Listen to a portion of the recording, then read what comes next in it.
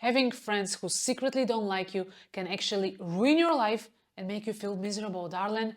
One side of this is when you cannot tell them any good news and you go out of your way to try to hide it from them. I used to have a friend where every time I had anything positive to share, she would envy me or get jealous. For example, anytime I get a pay raise or a good career opportunity, she would try to belittle my accomplishments by saying things like, "Oh, you're smarter than I thought. I never believed you would make it, but you did. So now you earn more than me." And trust me, darling, these type of negative remarks are not coming from a real friend. These are big red flags that somebody doesn't have your best interest at heart. Whenever I had a new boyfriend, that same friend would start to act weird. She would make me question the person I was dating. She would even tell me bad things about them without even knowing them. She would require me to make more time for her, more time than usual, just so I get to spend less time with my boyfriend. Somehow, anytime she was single, she wanted me to be single as well. She didn't want my relationship to develop. But anytime she was dating someone, she wouldn't make time for me because her relationship was always a top priority and she always put me last.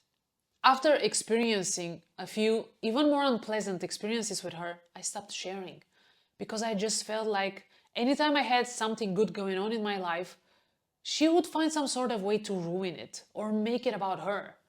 We are not friends anymore. I feel like a lot of people are like this. They are secretly in a competition with you. A lot of times when somebody doesn't have anything good happening in their lives or they don't have any accomplishments they're proud of, anytime you have them, they'll try to make you feel like it is not that big of a deal.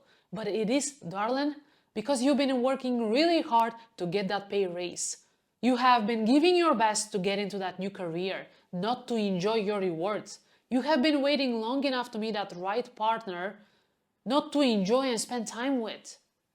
When we are young, especially when we are teenagers and when we are in our 20s, our friends shape our identity because they're the people we get to spend the most time with. Our friends have the biggest influence on us, and whether that is a good or a bad influence depends who we surround ourselves with. If we keep hanging around negative people, naysayers, or chronic complainers, people that gossip about others, most likely they'll gossip about us too. But the worst part is that we will become like them. In the past, I used to hang out with the wrong people. And now I can see that slowly but surely, I was becoming like them. Hang out with bad company, and you'll find yourself on the same path they're on. And if you choose to go on another path, darling, you need to cut the toxic influence. You need to cut the toxic friends out of your life, darling. I got to realize this a bit late in life, that our friends have a bigger impact on our lives than we get to think. Now I get to choose wiser who I invest my time in. Now I invest my time in people who help me develop and grow. People that inspire and encourage me whenever I get to doubt myself. People that can make me laugh even in my toughest moments. People that truly care for me as much as I care for them. You need to have more people like them in your life, but first you need to make space, darling, by getting rid of all the toxic people. Another sign that people are hating on you is when they don't compliment you at all. And I'm not saying that your friends should always worship you, but they should not be unable to hype you up or make nice gestures towards you sometimes.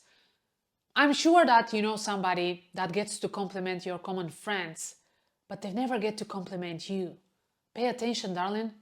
That is a sign that they are not a good friend of yours. I like to treat my friends. I'm a very generous person.